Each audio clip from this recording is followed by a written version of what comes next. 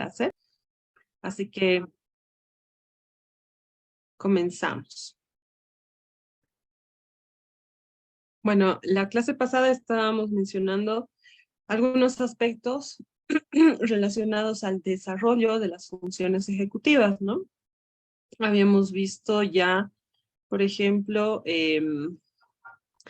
estos aspectos, ¿no? El control atencional, la fluidez, la flexibilidad cognitiva, la capacidad de planificar, organizar. Entonces, nada más para complementar esta información, vamos a mencionar estos otros puntos, ¿no? Tenemos la habilidad de categorización y abstracción.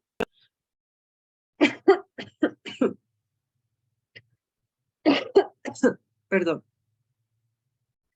Bueno, esta capacidad va a comenzar aparentemente de forma también temprana. Por supuesto, no se va a manifestar a su totalidad, ¿no?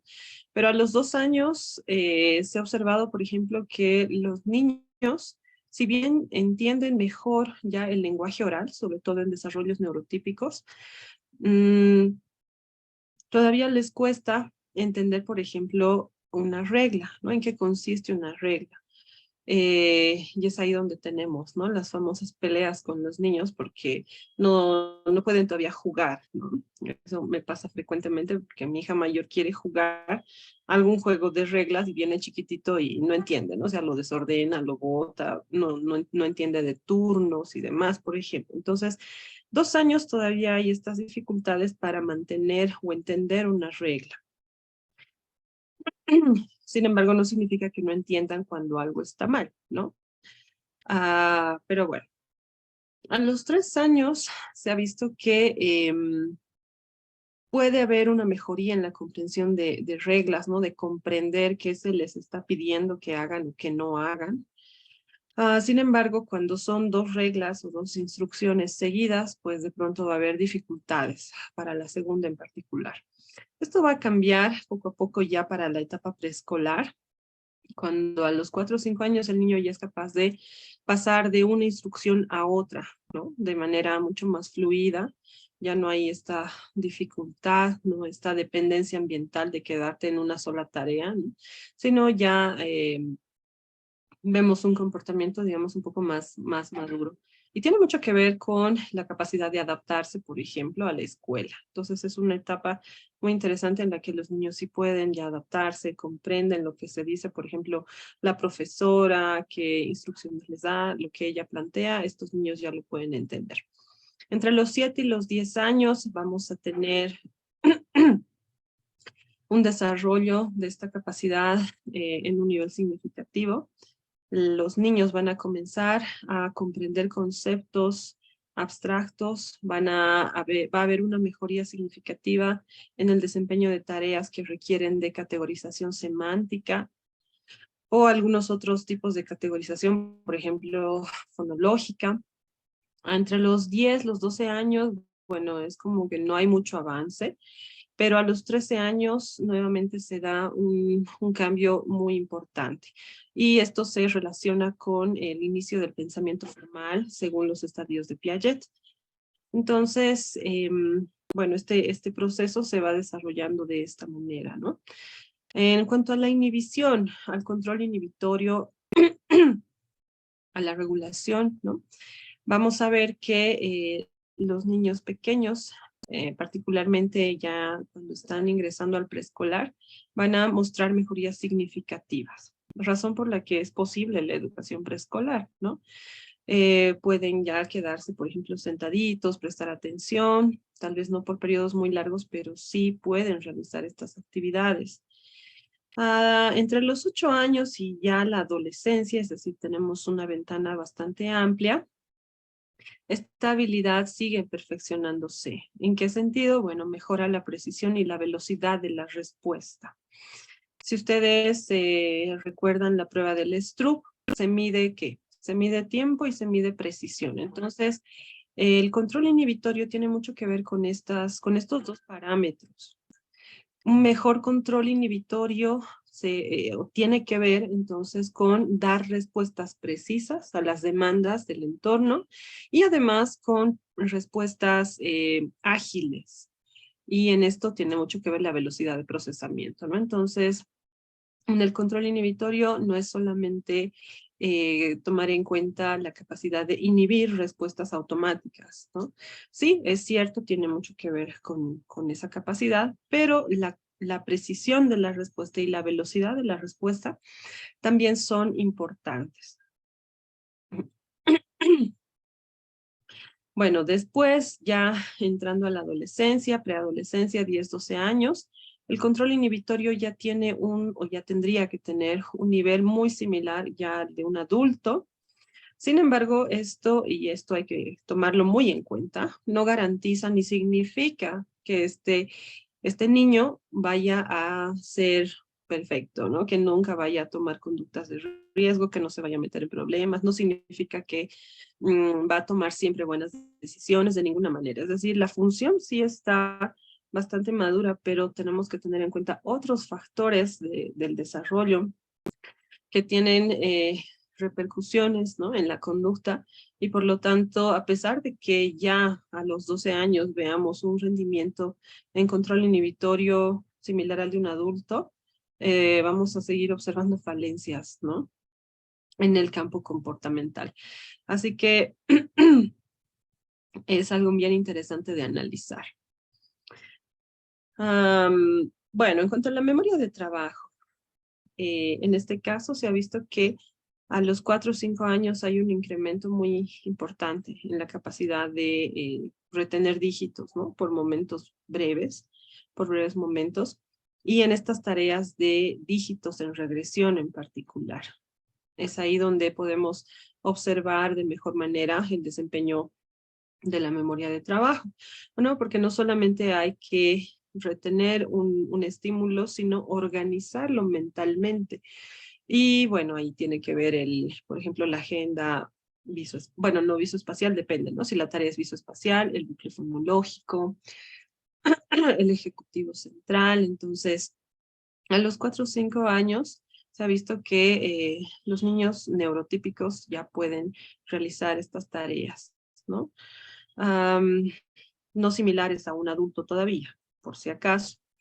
A los 6 años, bueno, se ha visto que incrementa también la velocidad de respuesta en tareas que requieren memoria de trabajo y disminuye la cantidad de errores. Entonces, esto es algo muy bueno. 10, 12 años, bueno, es un momento muy importante en el que la memoria de trabajo se vincula de manera interesante con la capacidad de resolver problemas. Entonces, en tareas cognitivas que requieren de resolución de problemas y memoria de trabajo, los 10, 12 años va a ser un momento muy importante. Vamos a ver una mejoría en estas habilidades ya en estos preadolescentes. ¿Listo? Entonces, a grandes rasgos, bueno, más o menos así va el desarrollo de las funciones ejecutivas, ¿no? Por supuesto, esto se extiende todavía un poco más. Hay algunas funciones que sobrepasan la adolescencia, ¿no? El cerebro sigue mielinizándose, el cerebro sigue madurando aproximadamente hasta la tercera década de la vida. Y eso implica que van a mejorar aún todavía el desempeño de estas funciones y de algunas otras más. Bueno, algunas preguntas que debemos plantearnos son las siguientes. Los investigadores en los últimos años se han cuestionado el por qué las funciones ejecutivas demoran tantos años en desarrollarse. ¿Listo?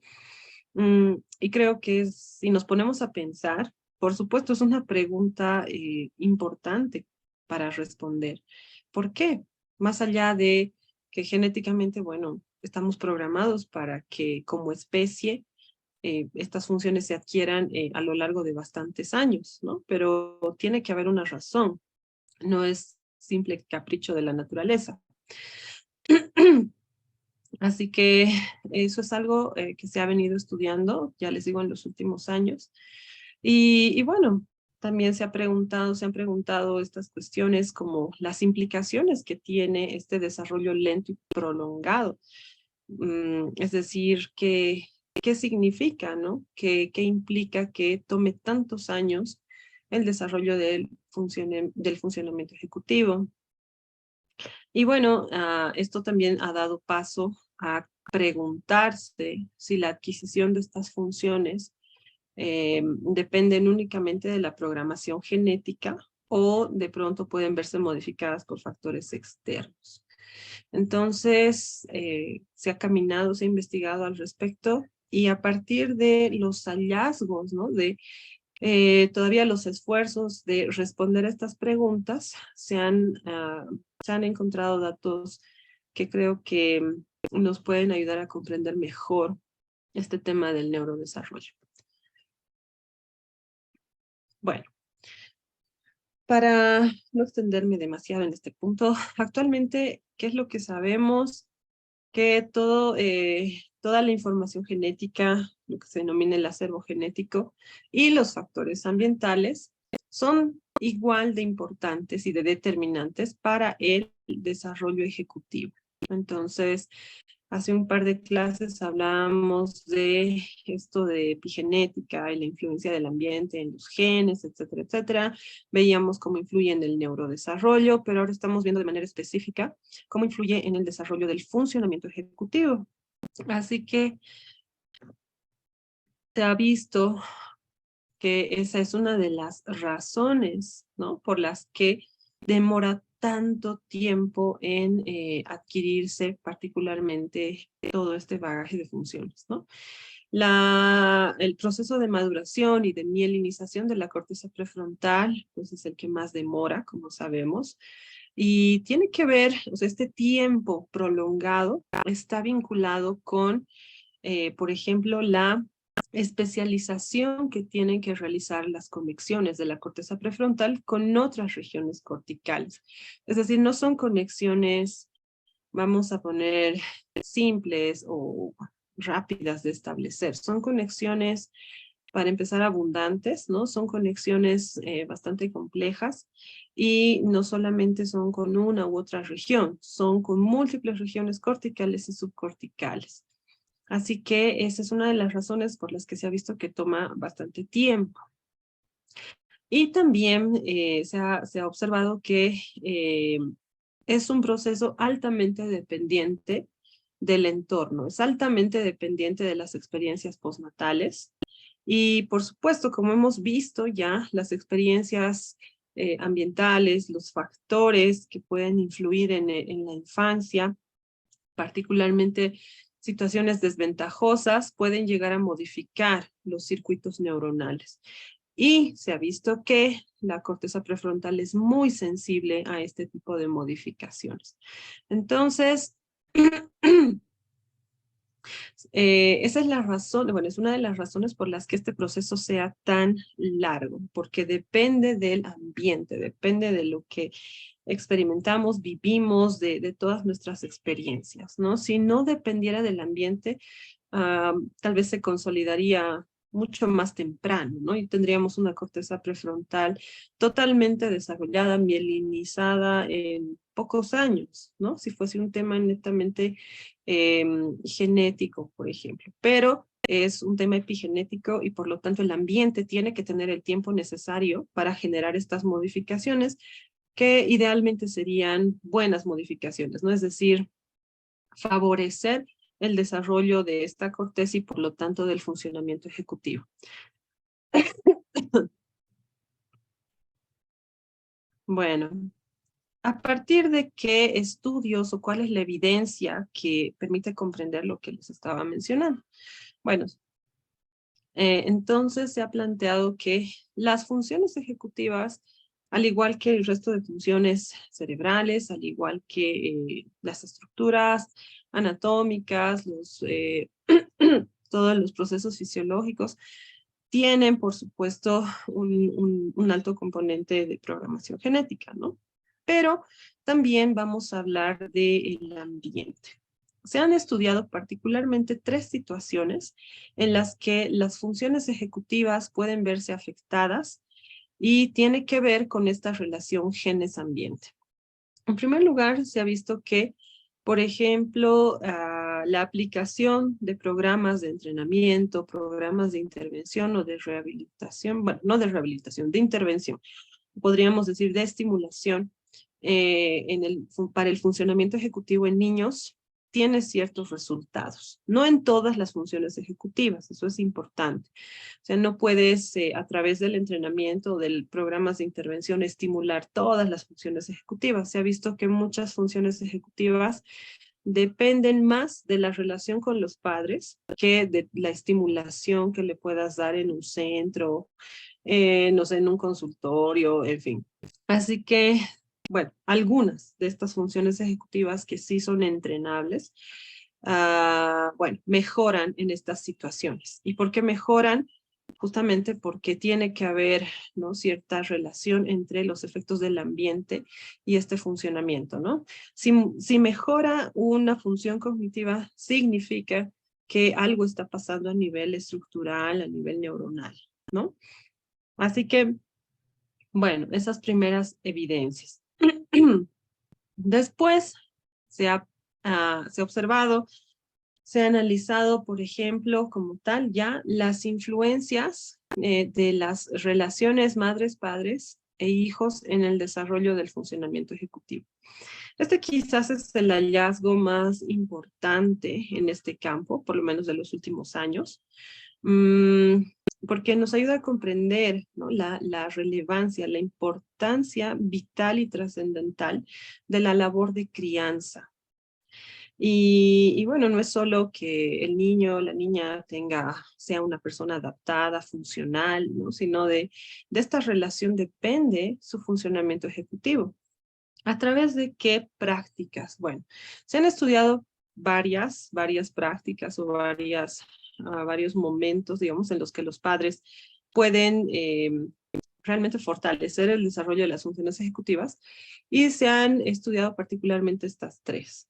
Una se llama andamiaje, el otro momento es el de mentalización y el de sensibilidad. El andamiaje no es más que otra cosa, como su nombre lo indica, pues ser un andamio, ser una guía para la elaboración de conductas, ¿no? Entonces, cuando el niño tiene un problema, y puede ser en la escuela, puede ser un problema con la tarea, puede ser un problema, no sé, con el hermanito, la hermanita, cualquier tipo de problema. Y el papá o la mamá vienen y le explican cómo resolver el problema, se está haciendo una labor de andamiaje. Y eso repercute de forma directa en el desarrollo del funcionamiento ejecutivo. Entonces, bueno, viene el niño y dice, mamá, no puedo hacer esto, no me sale, ya no quiero nunca más ver esto, ¿no? Ok, entonces va, a ver, nos sentamos, nos vamos a tranquilizar, vamos a respirar. ¿Qué es lo que no puedes? ¿Qué es lo que no sale?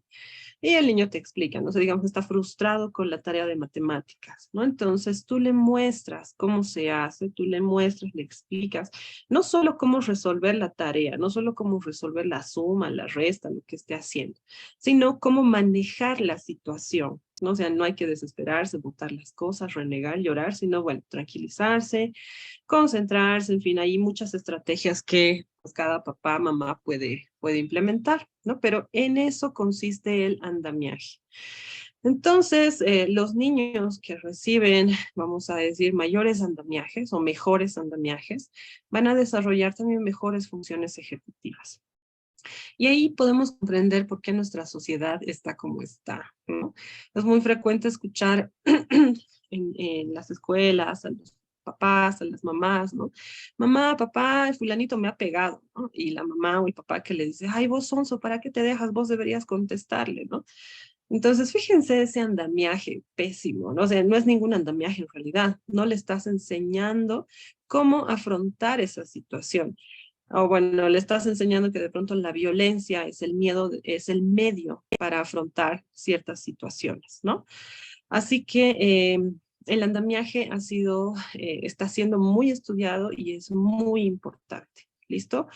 Es por eso también tan necesario que en la educación los niños reciban retroalimentación, no solo los niños, creo que a todos en la etapa que estemos, la retroalimentación siempre es buena, ¿no? Que nos digan, ya en esto te has equivocado o esto se podía resolver de esta manera. Eso nos sirve muchísimo para aprender. Yo me imagino que les ha pasado, a mí en el colegio me generaba muchísima frustración que en algunas tareas me pongan mal, pero no me digan por qué, o qué está mal, o qué tengo que arreglar, ¿no? Entonces, tiene que ver con el andamiaje, ¿no? Mejora la educación. Sí, no solo le dices al niño que lo que está haciendo está mal, sino le explicas el por qué y le ayudas a ver opciones, ¿no? De cómo se podría resolver ese problema, cómo podría afrontar una situación o qué es lo que está mal en particular, puedes ayudarle muchísimo a más adelante a que enfrente, ¿no? Ciertas situaciones de una manera mucho más adaptada. Entonces, el andamiaje paterno, materno, pues es sumamente importante y se ha visto que repercute, ya les digo, en el desarrollo ejecutivo. Los niños que tienen o vienen de familias donde se les ofrece un mejor andamiaje, pues tienen mejores desempeños en funciones ejecutivas que aquellos niños que vienen de familias en los que no hay ningún andamiaje. En el tema de la mentalización, bueno, el tema de la mentalización también es bien interesante. Tiene que ver con este proceso de pasar de la regulación externa a la autorregulación. Entonces, los niños, por ejemplo, cuando son chiquitos, no pueden regularse a sí mismos, ¿no? Por eso necesitan de un cuidador. No hagas, no te subas ahí, no hagas eso, no comas eso. Entonces, es una batalla constante, ¿no? Para quienes tenemos o trabajamos con niños, sabemos que es así, particularmente cuando son pequeños, ¿no? Así que, ¿qué es lo que se busca? Lo ideal es que de estas instrucciones externas que damos, por ejemplo, los adultos, el niño en algún momento pase a autorregularse, que él mismo diga, bueno, sí, no tengo que hacer esto, o no sé, no tengo que comer esto, o no tengo que trepar aquí o hacer tal cosa, ¿no? ¿Por qué? Y entender el por qué, sin necesidad de una regulación externa. Así que los padres también tienen una tarea muy importante en este sentido, ¿no? Ellos son la regulación externa en los primeros años y bueno, lo ideal sería lograr que el niño se autorregule. ¿Cómo logramos esto? Bueno, promoviendo otra función ejecutiva, que es la autoevaluación. Entonces, si en el proceso de crianza nosotros enseñamos al niño a autoevaluar su conducta, a autoevaluar sus acciones, automonitorear sus acciones, particularmente cuando el niño tiene dificultades para regularse, entonces que enseñarle a que se esté monitoreando todo el tiempo va a ser muy bueno, ¿no? En algún momento, a medida que este cerebro siga creciendo y se siga mielinizando y siga viendo todo este desarrollo biológico, pues vamos a llegar a un proceso de autorregulación, tal vez no pleno, no excelente, pero eh, en condiciones adecuadas, ¿no? Igual, si vemos este tema, podemos ver cómo fallamos, ¿no? A nivel social, general, nuestra autorregulación es pésima. Somos gente, somos una sociedad altamente dependiente de las reglas externas, ¿no? Clara prueba de ello son los exámenes, ¿no? Cuando estamos en clases y demás, se sale el docente o el profesor y ese momento todos a copiar o pásame tal o dime cuál, porque no hay una autorregulación, es decir, necesitamos que alguien esté ahí regulando nuestra conducta y somos adultos, ¿no? En el caso, por ejemplo, de las reglas de tránsito, igual, ¿no? O sea, puede ser ya es tarde, ya no hay gente, nada que hay gente a la que le importa un pepino el semáforo, ¿no? No está el varita o no está el agente de tránsito igual. Entonces vemos que no hay esta autorregulación, de decir, bueno, no hay nadie mirando, pero yo sé perfectamente lo que tengo que hacer en esta situación. Así que eso se adquiere no tanto con la educación en la escuela, se adquiere en este proceso de crianza, se adquiere en esta relación con los cuidadores principales que idealmente tendrían que ser los padres, la mamá y el papá. o bueno, quien esté a cargo, ¿no? A veces están las abuelitas, a veces hay otras personas por diferentes circunstancias de la vida. Bueno, en el tema de la sensibilidad, se ha visto que también es otro factor muy importante para el desarrollo ejecutivo. ¿En qué sentido? La sensibilidad se refiere, como su nombre lo indica, a la sensibilidad que tienen los cuidadores respecto a las necesidades de su niño o de su niña. ¿Qué quiere decir? Saber leer, por ejemplo, las emociones del niño, ¿no? Si el niño viene de la escuela todo bajoneado, está triste y tú lo ignoras por completo y no le preguntas qué le ha pasado, cómo está, entonces en ese caso estaríamos frente a una persona poco sensible, ¿no? Pero sí, en ese caso la mamá o el papá le dicen, pero a ver, cuéntame, ¿por qué estás así? ¿Qué te ha pasado? ¿Estás triste? ¿Te sientes bien? ¿Cómo te puedo ayudar? No sé, muchas maneras de mostrar sensibilidad a lo que el niño está viviendo. A largo plazo eso repercute. Entonces van a ser chicos, chicas con un mejor también desempeño ejecutivo, puede ser en habilidades de cognición social o rendimiento ejecutivo más como en algunas clasificaciones se menciona entre comillas caliente, ¿no? Que tiene que ver más con la regulación afectiva emocional. Entonces, la sensibilidad también es parte de estas influencias ambientales que repercuten en el desempeño, en el funcionamiento ejecutivo. Un claro problema que tenemos en la actualidad son los padres ausentes presentes, ¿no? Si están en la casa, están ahí con el niño, pero están con el celular en la mano todo el rato, ¿no? Y jamás ni lo miran al niño ni nada, pero están ahí, ¿no? Entonces ese momento también es de muy baja sensibilidad, ¿no? Y el mensaje que le das y lo que estás enseñando no es solo no me importas, ¿no? Sino, bueno, a largo plazo va a repercutir en el funcionamiento ejecutivo. Y finalmente el tercer grupo de estudio a partir del cual se saca la evidencia de que el ambiente sí repercute en el desarrollo ejecutivo son los estudios de grupos clínicos, es decir, de gente que tiene algún problema de salud mental en particular. Se han observado qué pasa con los niños de padres o de madres en particular con depresión, los que sucede con las funciones ejecutivas de niños como lo hemos mencionado, ¿no? Que viven en situaciones adversas, desfavorables, y nuevamente, ¿no? Abuso, maltrato, abandono, negligencia, todo aquello. Niños que viven con obesidad también. Se ha estudiado el desarrollo de funciones ejecutivas en niños con obesidad y hablábamos la otra clase de problemas de nutrición, ya sea por defecto, en este caso por exceso, entonces se ha visto que repercute. La obesidad sí disminuye la calidad del funcionamiento ejecutivo, particularmente se han estudiado, por ejemplo, la velocidad de procesamiento y la capacidad de resolución de problemas. Debe haber muchos más estudios, estoy segura que sí.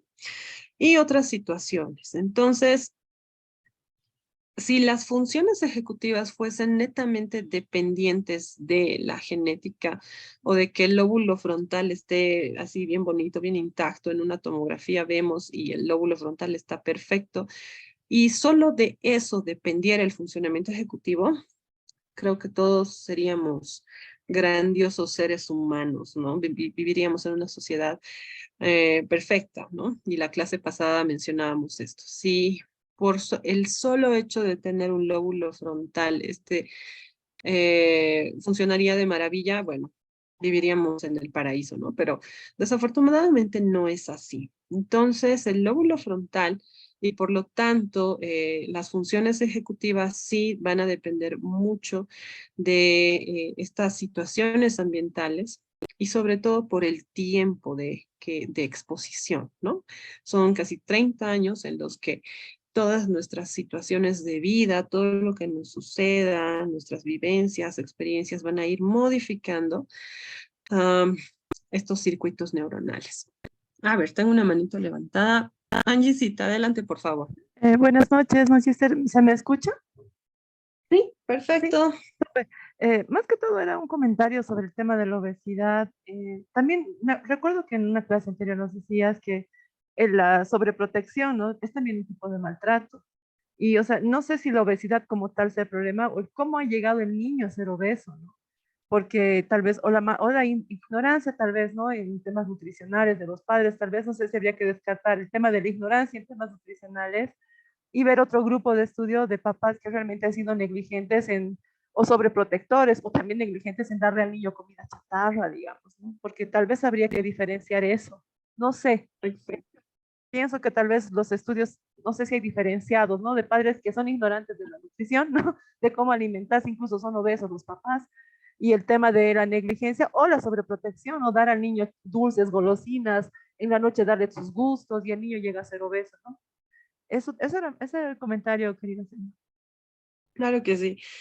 Eh, Creo que es muy pertinente, ¿no? Mencionaba igual en esa clase que habría que descartar. Hay gente que tiene tendencia a la obesidad por problemas de tiroides o temas hormonales, ¿no?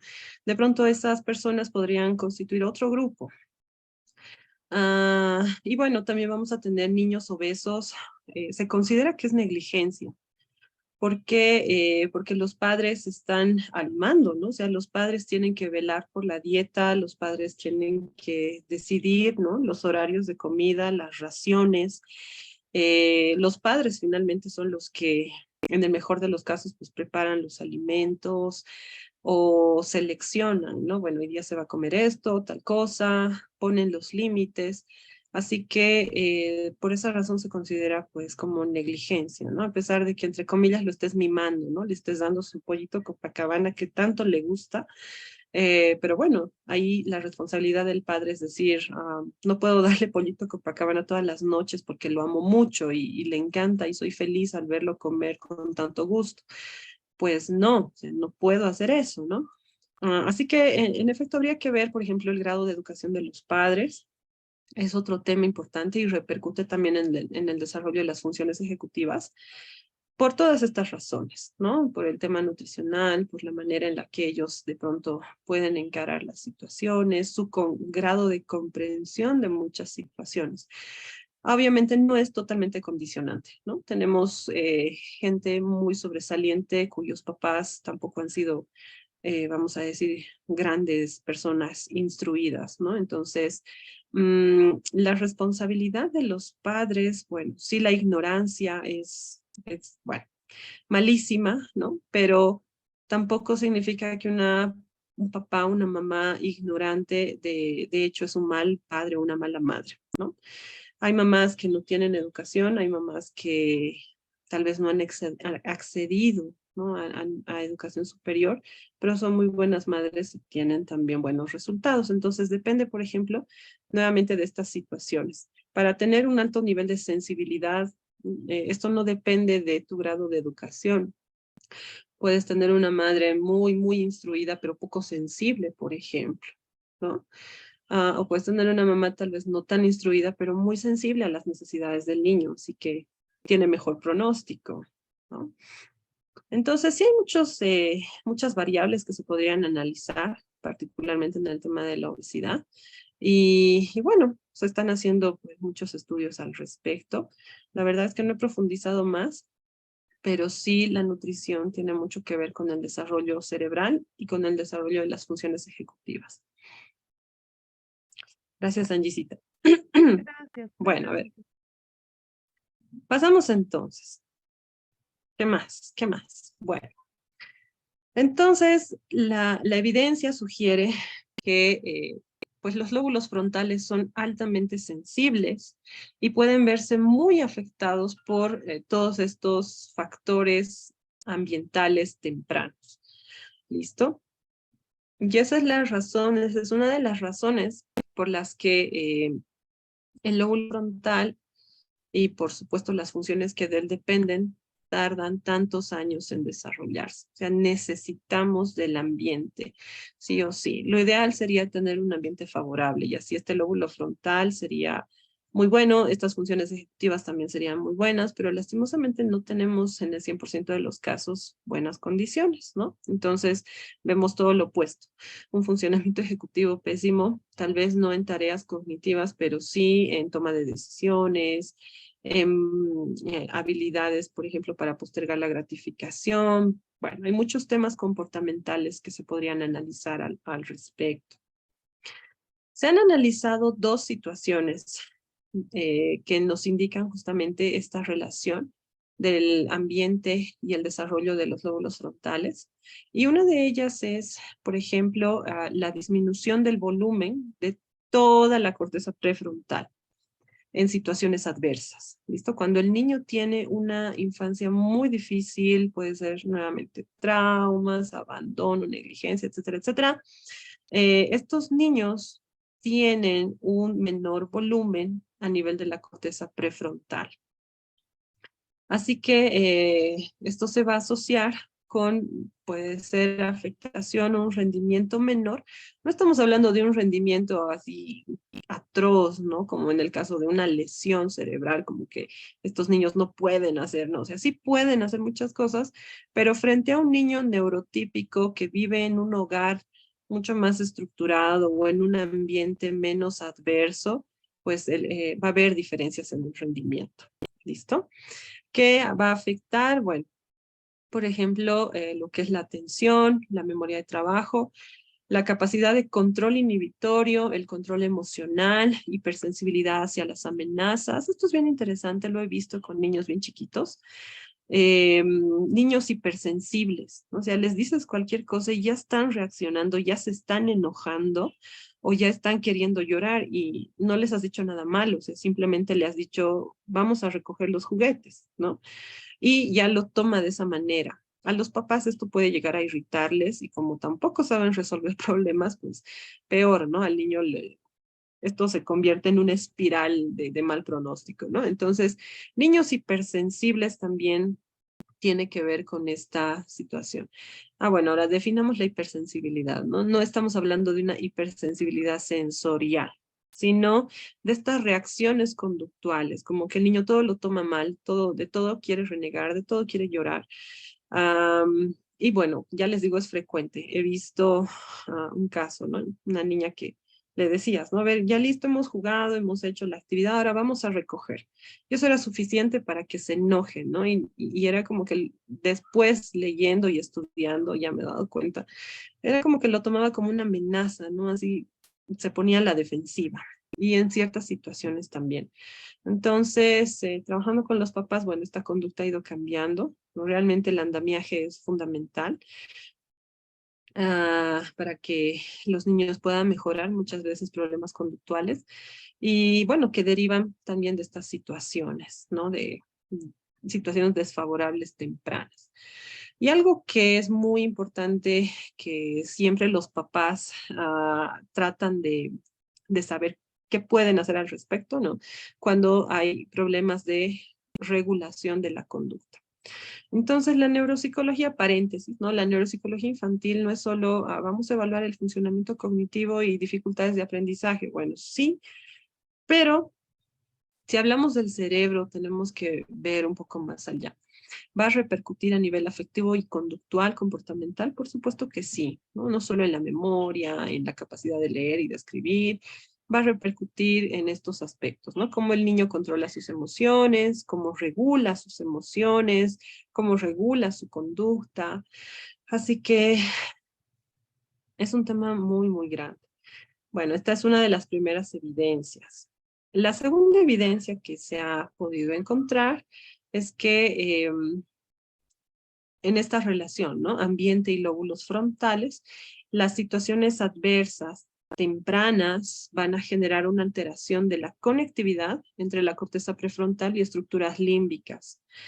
Y bueno, esto ustedes pueden deducir, y como dice acá, ¿no? Si tiene que ver con estas conexiones frontolímbicas, pues vamos a hablar de conducta, vamos a hablar de afecto.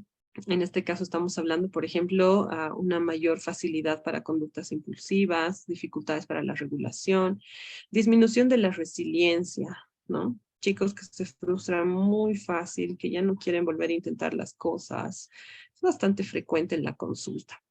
Trastornos del estado de ánimo y bueno, tal vez no de niños, pero a largo plazo, posibles trastornos de personalidad, cuáles en particular, trastorno limítrofe o trastorno antisocial de la personalidad, son los que más se han visto asociados a situaciones adversas tempranas.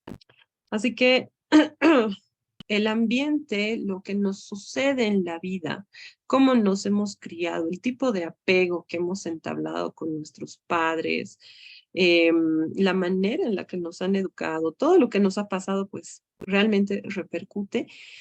Sí hemos visto a nivel de nuestros genes y bueno, eso se va a reflejar, por ejemplo, en el funcionamiento del lóbulo frontal y a nivel conductual o fenotípico estaremos hablando de las famosas funciones ejecutivas que tanto nos gusta evaluar a los neuropsicólogos. Bueno, a mí me encanta, pero es nada más lo que observamos, ¿no? Detrás de este funcionamiento ejecutivo que nosotros vemos, ¿no?, de manera conductual, pues por detrás hay un mundo de cosas que están sucediendo. Entonces, nuevamente, y esto ya lo hemos visto en alguna clase, el ambiente y las experiencias tempranas sí van a influir en el funcionamiento cerebral, en este caso en particular en el funcionamiento ejecutivo, ¿no? Van a impactar de manera directa en el desarrollo de los lóbulos frontales y esto va a repercutir en el desarrollo de las funciones ejecutivas. ¿Cuáles son estas experiencias tempranas? Las más relevantes para el funcionamiento ejecutivo. Bueno, se ha descrito, por ejemplo, el tipo de apego que entablamos con el cuidador principal. La gente que ha tenido o que tiene un apego seguro, ¿no?, con su cuidadora principal, que idealmente es la mamá, ah, pues sí, también tiene mejores opciones para futuro, ¿no? Para que este lóbulo frontal funcione mejor. Las prácticas de crianza o las conductas parentales, em, también repercuten, son otro factor ambiental que influye, ¿no? ¿Qué hacen los papás? ¿Qué hace la mamá o el papá durante este proceso, ¿no? Ya hemos visto andamiaje, sensibilidad, mentalización, todo eso tiene que ver con estas prácticas, ¿no? La responsabilidad, la nutrición, llevar al niño a sus controles, todo aquello, bueno, tiene que ver con estas prácticas parentales. Después, bueno, otro factor que también se ha visto que influye, por supuesto, va a ser el económico, ¿no? El nivel socioeconómico también repercute, ¿no? ¿Por qué? Porque a menores niveles económicos, pues de pronto los papás descuidan, ¿no?, las prácticas de crianza de los hijos, las prácticas adecuadas de crianza, ¿no? Entonces, es un factor también importante a tomar en cuenta, aunque no justifica, ¿no? Podemos ver ejemplos de gente que proviene de familias, vamos a decir, muy humildes, de escasos recursos, pero no son ningunos delincuentes, ¿no? O sea, son gente profesional, son gente de bien. Así que sí influye, sí repercute, pero tampoco es 100% determinante, ¿no? En la actualidad, por ejemplo, está de moda hablar de que criar respetuosamente es un privilegio de clase. Es un concepto un poco sesgado, ¿no? Porque si realmente fuese un privilegio de clase, estaríamos diciendo que aquella gente que tiene todas las posibilidades y comodidades para criar a un niño, tendrían que tener hijos perfectos, ¿no? Tendrían que tener hijos, hijas sin problemas, yo qué sé, de comportamiento, de personalidad, etcétera, etcétera, y tampoco es así, ¿no? Igual en familias con muchas comodidades, pueden ser sociales, económicas, igual vemos, ¿no? Hijos con problemas de conducta, de consumo, con trastornos del estado de ánimo, en fin, entonces tener más dinero, entre comillas, un privilegio de clase tampoco garantiza que vayas a criar mejor a un niño. De pronto sí hay más posibilidades, pero tampoco es una garantía. Y en el caso contrario, también, ¿no? Menores recursos económicos tampoco es una excusa para que los niños no sean criados adecuadamente, ¿no? Entonces, sí es un factor importante, sí es un factor a analizar, pero pues siempre, ¿no? Con el criterio que tenemos que aplicar en estos casos. Y finalmente, perdón, denme un segundito, por favor.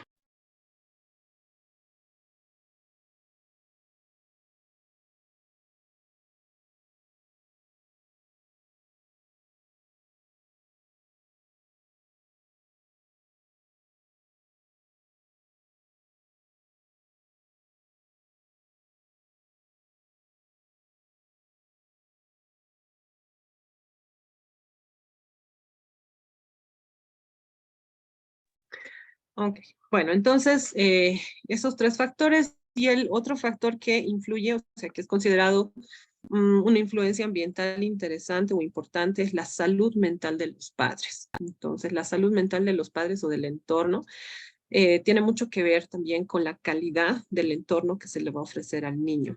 Y la calidad del entorno en que repercute en el desarrollo cerebral, en particular de los lóbulos frontales y de las funciones ejecutivas.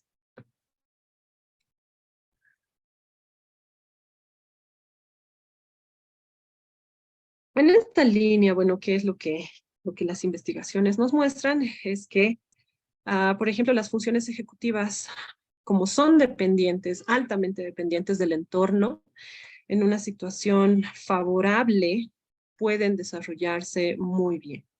¿Cuáles van a ser estas situaciones favorables, ¿no? Que van a permitir que las funciones ejecutivas se consoliden o se adquieran de mejor manera. Por ejemplo, la estimulación y la guía por parte de los cuidadores en actividades dirigidas hacia un objetivo. O sea, no es solo decir, sí, sí, te estoy mirando, haz nomás. No, hay que darse el trabajo, porque es trabajo, ¿no? A veces uno está muy, muy cansado, muy cansada, realmente no tiene ganas de inmiscuirse en las actividades que están haciendo, pero es necesario. Por ese cerebro y por esas funciones ejecutivas, pues vale la pena, ¿no? Entonces, meterse en esas actividades, dirigir la actividad hacia un objetivo, realizar con los niños actividades dirigidas a un objetivo se ha visto que favorece muchísimo el desarrollo del funcionamiento ejecutivo. Entonces, creo que nos falta comprender todavía esto de la estimulación. Cuando hablamos de la estimulación de funciones cognitivas, sí, algunas sí se pueden estimular. Eh, algunas, como las habilidades sensoriales, motoras, bueno, son realmente muy sensibles a la estimulación, pero las funciones ejecutivas no se pueden trabajar en un contexto, no todas, ¿no? No todas se pueden trabajar en un contexto de consultorio. Lastimosamente es responsabilidad de los padres. Y eso les comentaba hace un momento. Por ejemplo, se han hecho pruebas, ¿no? El control inhibitorio mejora cuando mejoran las prácticas parentales. No mejora tanto si hacemos un programa de intervención para control inhibitorio, por ejemplo. O sea, sí pueden mejorar, sí pueden regularse mejor estos chicos, sobre todo si incluimos actividades de juego en el programa, pero los resultados son mucho más favorecedores si son los padres los que adoptan prácticas parentales que, pues, de algún modo favorecen, por ejemplo, la habilidad de controlarse, ¿no? Controlar impulsos, controlar o regular las emociones. Así que es realmente un trabajo que les corresponde y nos toca de manera exclusiva a los cuidadores, ¿no? Papá, mamá. Esa es la razón por la que no podemos simplemente, no, bueno, ya lo voy a dejar en una guardería todo el día y listo. O sea, la nana, la profesora, pues sí, tal vez le va a guiar, le va a poner algunos límites, pero no se va a comparar con este trabajo que podría hacer, digamos, un cuidador principal. Bueno, después otro aspecto ha sido la observación de un adulto mientras el niño planifica una tarea. Entonces, cuando el niño está planificando cómo va a hacer algo y el adulto está supervisando y de pronto ayudando a que esta planificación sea buena, también ayuda y favorece el desarrollo ejecutivo.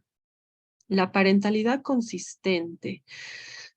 Tiene que ver con, por ejemplo, el establecimiento de límites, tiene que ver con el cumplimiento de consecuencias, ¿no? El cumplimiento de sanciones, tiene que ver con que seas consistente también con lo que dices, ¿no? Si le dices esto está mal, entonces como papá, como mamá, pues no tendrás que hacer eso, tratar de no hacerlo. Entonces, una parentalidad consistente también favorece el desarrollo de las funciones ejecutivas y pues la ausencia de caos familiar. Entonces, mientras tengamos un entorno familiar mucho más tranquilo, también se favorece el desarrollo de funciones ejecutivas. Bueno, aquí les comparto un poquito de mi trabajo del final de la especialidad. nada más para conceptualizar esto de la competencia parental. Es un término que me ha gustado muchísimo y bueno, que tiene que ver con neuropsicología, había tenido mucho que ver con neuropsicología, sobre todo infantil. La competencia parental va a ser estas actividades o va a estar constituida, ¿no? Por estas actividades que realiza el padre y la madre en el proceso de cuidado, socialización, atención y educación de sus hijos e hijas, y se trata de un proceso biológico y psicosocial. Entonces, podemos ver que la perspectiva está cambiando. O sea, no es solo la crianza, no es solo un proceso psicosocial, es un proceso biológico y psicosocial. ¿Por qué? Porque todas estas prácticas parentales repercuten, y ya lo hemos explicado, ¿no? Repercute a nivel epigenético, eso va a repercutir en la conformación del sistema nervioso, la estructura y finalmente la función. Así que la competencia parental va a ser un tema muy relevante, ¿no? Si hablamos sobre todo de funcionamiento ejecutivo en la infancia. ¿Y qué más? Bueno, estas actividades permiten a los padres o a los cuidadores principales satisfacer diferentes tipos de necesidades, como cuáles? Necesidades cognitivas, de manera flexible, oportuna y ajustada a cada fase evolutiva. ¿Los niños tienen necesidades cognitivas? Claro que sí, no solo afectivas, no solo alimenticias, ¿no? Sino cognitivas. El niño necesita desafíos cognitivos y necesita además la guía para poder estructurar. O sea, si tú simplemente le compras una caja de Lego de 1000 Legos y le dices, toma, arma, y bueno, ya, sí, posiblemente lo estás estimulando, pero no basta con eso, ¿no? O sea, hay que guiar la actividad, hay que estructurarla de acuerdo a su edad, hay que estructurar la actividad de acuerdo a lo que logra, no logra hacer, y ahí está la sensibilidad, ¿no?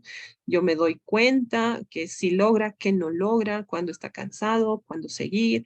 Entonces, todo esto, mm, ya les digo, es muy, muy necesario de comprender. Los niños tienen necesidades cognitivas, sí las tienen, pero pues hay que satisfacerlas también bajo ciertos parámetros, ¿no?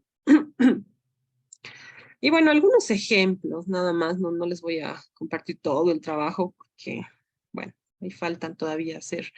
Bueno, no, ya está aprobado, pero me faltan hacer algunos ajustes mucho más detallados. Entonces, nada más para comentarles algunas cosas. En estas tablitas he tratado de plasmar, ¿no?, toda la información respecto a cómo influyen estas competencias parentales en ciertas funciones ejecutivas. Bueno, en varias. Aquí solo les voy a mostrar 3. Pero tenemos, por ejemplo, la planificación y organización. Esta función ejecutiva tan interesante que sí se puede medir en pruebas, que sí podemos de pronto estudiar, por ejemplo, a través de la Torre de Hanoi, la Torre de Londres. Y es una función tan necesaria para la vida cotidiana. Bueno, más allá de que tenemos todo un factor neurobiológico, ¿no?, que está detrás del desarrollo de los lóbulos frontales, resulta que esta habilidad, esta capacidad ejecutiva de planificar y organizar es altamente dependiente de qué competencias parentales. Por ejemplo, de la adecuada estructura familiar, el establecimiento de límites y la protección adecuada. Entonces, cuando el niño crece en un entorno estable, donde se ponen límites claros y se le ofrece protección, vamos a tener un mejor desarrollo de esta función ejecutiva. ¿Qué más? Percepción del vínculo con la madre o padre, específicamente el control hostil, o sea, la relación que tienen nuestros papás, ¿no? El niño percibe la hostilidad que hay, por ejemplo, en la relación entre los padres, y si los papás no controlan, se gritan, se pegan delante del niño, todo un caos, entonces esto también repercute de manera negativa, ¿no? Si el niño de pronto ve que, bueno, hay problemas, ¿no? Como en todo hogar, muchas veces los papás no estamos de acuerdo con la pareja, ¿no? Pero si hay este control de la hostilidad, igual, beneficia inestabilidad en los niños, ¿no? Capacidad de organización y apoyo parental también. Que el papá o la mamá sepan organizarse repercute también en que el niño aprenda a planificar y organizarse. Así que, ¿en qué caso se ve esto? Bueno, tiene ver con el andamiaje, ¿no? Si tú le dices al niño, bueno, mañana hay clases, hay que alistarse, pero no le dices cómo, ¿no? No le explicas, sobre todo a un niño chiquito que está aprendiendo a ir al colegio y demás, no le dices, bueno, mira, a uno, alistar la mochila, dos, vamos a ponernos el uniforme, ¿no? Si no hacemos todo este proceso, pues el niño se va a ver como que, ¿y ahora qué hago primero? Para nosotros como adultos puede ser totalmente lógico lo que hay que hacer, pero para el niño pequeño que está aprendiendo, de pronto no es tan lógico todo lo que hay que hacer, entonces necesita el andamiaje. Y mientras, digamos, mejor organizadas estén las actividades de los papás, también los niños se benefician de esto, ¿no? Entonces, si el niño ve a la mamá o al papá que está los últimos 5 minutos correteando, la mamá no sabe dónde está la camisa, dónde está el uniforme, el niño apenas ha desayunado, se han olvidado hacer la tarea, que ya pues que termina de una vez, que ya es tarde. Toda esta desorganización pues desfavorece en todo caso el desarrollo de también esta función ejecutiva. A ver, hay una manito levantada. Adelante, por favor. Buenas noches, licenciada. ¿Se me escucha? Sí, perfectamente. Ya. Eh, no me queda muy claro lo del andamiaje, licenciada. No sé si podríamos tal vez definir algún concepto o algo así. Muchas gracias. Listo. Mira, concepto como tal no he encontrado. O sea, yo también lo he buscado para mi trabajo, pero no hay un concepto como tal. Sí te hablan de a qué se refiere, ¿no? Cómo se los he tratado de explicar. Y bueno, de pronto tengo que buscar más también. Pero se los vuelvo a explicar. Nada más dame un ratito, veo otras dos manos levantadas. Entonces, a ver, Daisy, adelante, por favor. Buenas noches, Magíster. Hablando de la organización, eh, es bien importante, ¿no? Establecer lo que son las rutinas ya desde pequeños, pero ¿desde qué edad podríamos comenzar a establecer rutinas como tal? Obviamente, desde la independencia o la sabedez, eh, sí se da, digamos, actividades a partir de los 2 años, eh, que tal vez no son remarcadas así con rutinas específicas, pero sí, digamos, algunas pequeñas responsabilidades, ¿no? Pero ¿esto llegaría a influir en la organización o desde qué edad se habla acerca de eso de establecer rutinas, no solamente en el momento de, del autocuidado, sino también de la responsabilidad dentro de la casa o para más adelante, ¿no? Cuando ya tengan que estar en clases y todo eso. Ok, ya, a ver, vamos por partes. Primero voy a responder esta última pregunta y luego voy a nuevamente comentar un poquito sobre el andamiaje. Respecto a las tareas, ¿no? De organización que pueden hacer,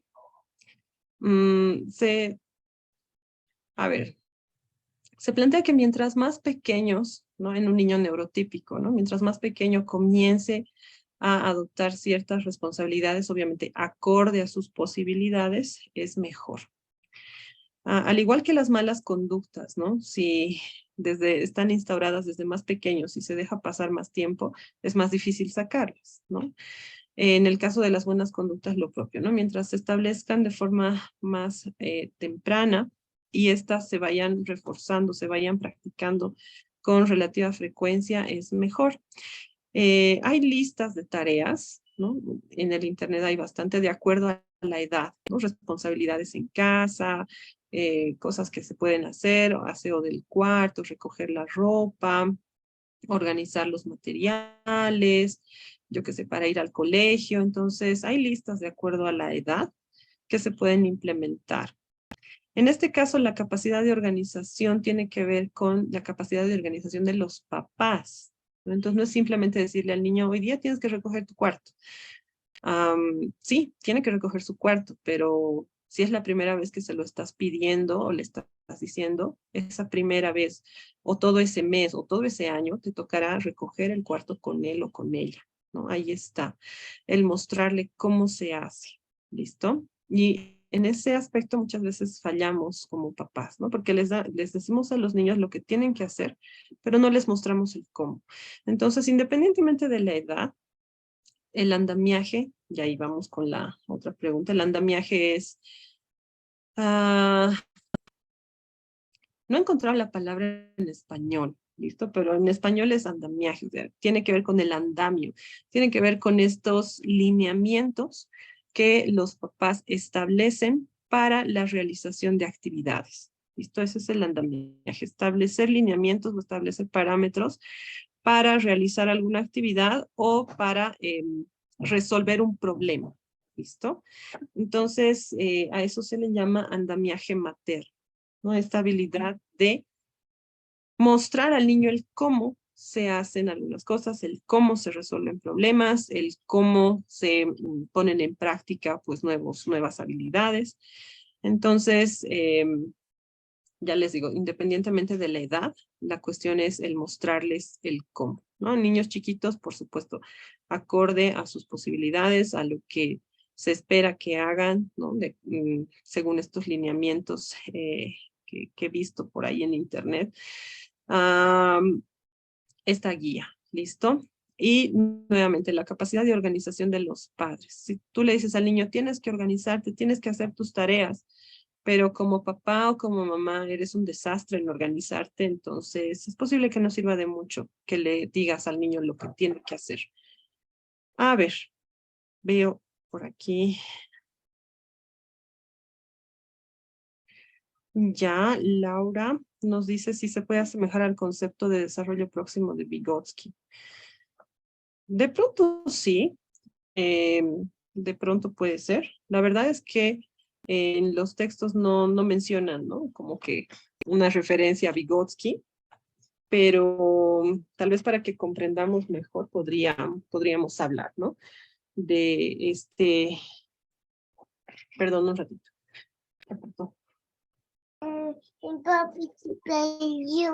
Ya, anda, ¿ya? Ahorita voy a ir yo, ¿listo? Ya. Ya.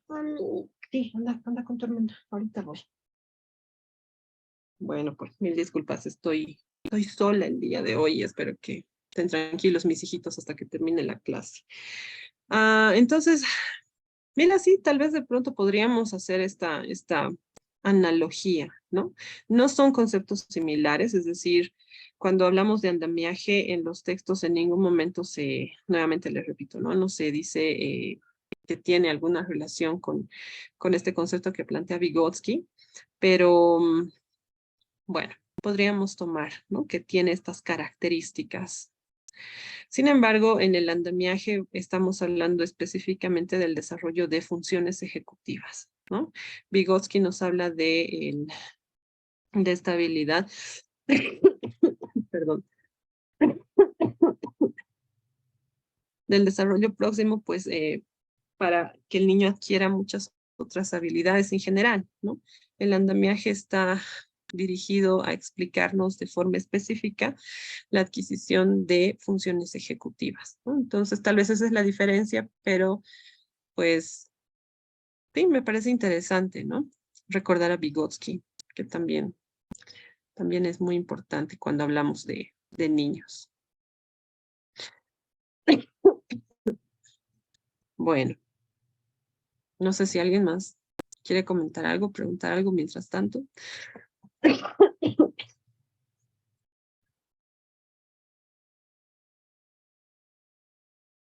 Ok, creo que no. A ver, denme un segundito.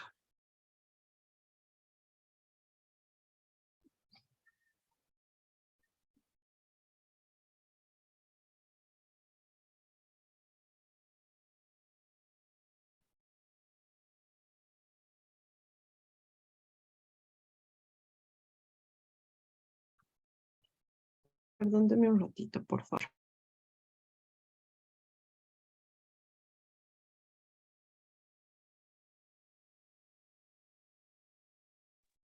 Ok. Listo. Bueno, a ver, nos vamos entonces al siguiente punto.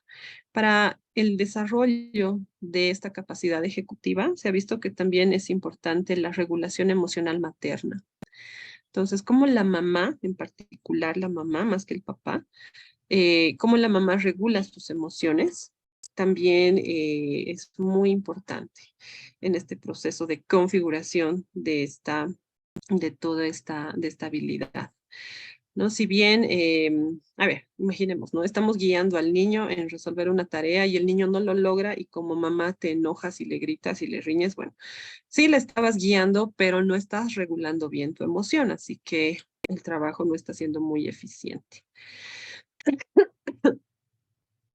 Después, bueno, el andamiaje materno como tal, como decía Lau, también podríamos, sí, ¿por qué no? Hablar de un desarrollo próximo, ¿no? De este concepto en el que hay alguien más guiando, ¿no? Dándote un ejemplo de cómo se hacen las cosas. Nada más que ahorita me acordaba también, en el desarrollo próximo hablamos de un semejante, ¿no?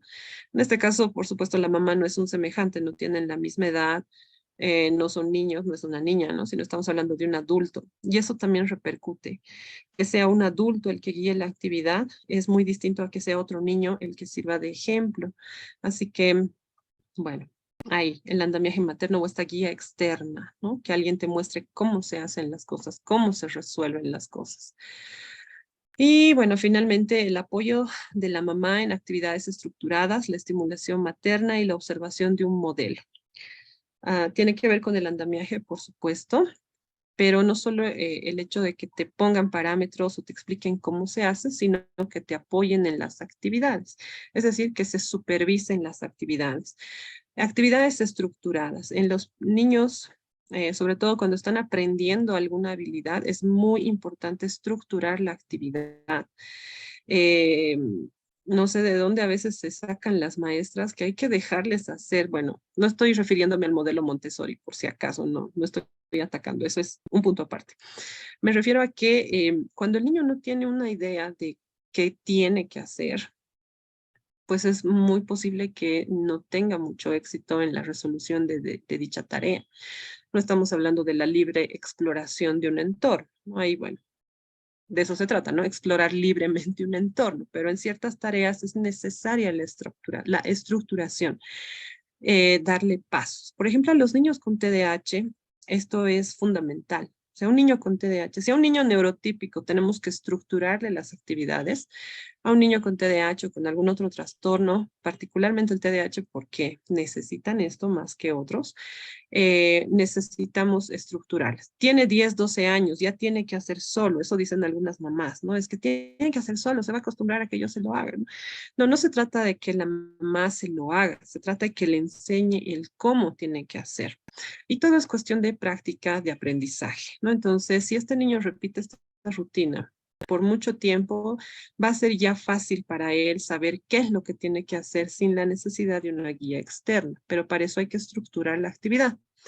Yo qué sé, paso 1, hay que hacer esto. Paso 2, listas de tareas, por ejemplo, ir tiqueando las listas de tareas. Entonces, son cosas que parecen bien sencillas de realizar, ¿no? Pero sí tienen mucho que ver con estas prácticas parentales responsables y, bueno, van a repercutir en el funcionamiento ejecutivo de manera directa. ¿Qué más? A ver, respecto al control inhibitorio.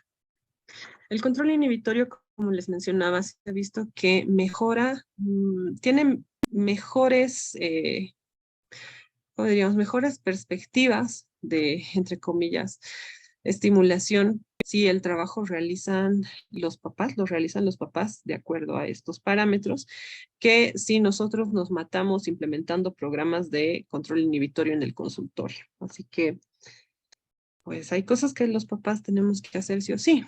¿Qué cosas? Por ejemplo, adecuada estructura familiar, establecimiento de límites, protección, muy similar a la anterior función, ¿no? A la planificación y organización. Para el control inhibitorio también esto es fundamental.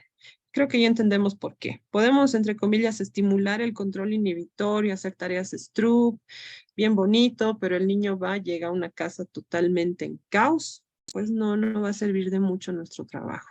Hay que abordar en este caso, pues, lo que sucede en la casa. Calidad de la relación padres e hijos. Esto también se ha visto que repercute en esta habilidad de control inhibitorio. Entonces, si tenemos una buena relación con nuestros hijos, si la relación es de buena calidad, ¿no? Es decir, hay un buen nivel de sensibilidad, se le presta atención, se le hace caso, no sé, todo lo que constituye una buena relación, ¿no? Hay una buena comunicación, hay confianza, todo aquello también repercute en el control inhibitorio. Capacidad de organización de los padres, igual es algo que tiene que ver, ¿no? Con la planificación y también con el control inhibitorio. Regulación emocional materna, nuevamente, es otra casi constante. Entonces, cuando la mamá sabe regular sus emociones, beneficia y favorece el desarrollo de varias funciones ejecutivas en los niños. Aquí tenemos una nueva variante, ¿no? Sería el apego seguro. Se ha analizado esta relación del apego seguro y esta función ejecutiva. Y sí, hay una relación muy interesante. Entonces, los niños que han tenido, que tienen un mejor apego, un apego seguro, están en mejores condiciones de tener también un mejor control inhibitorio. A ver, tengo algunas manitos levantadas. Adriana y Andrea. A ver, Adriana, adelante, por favor.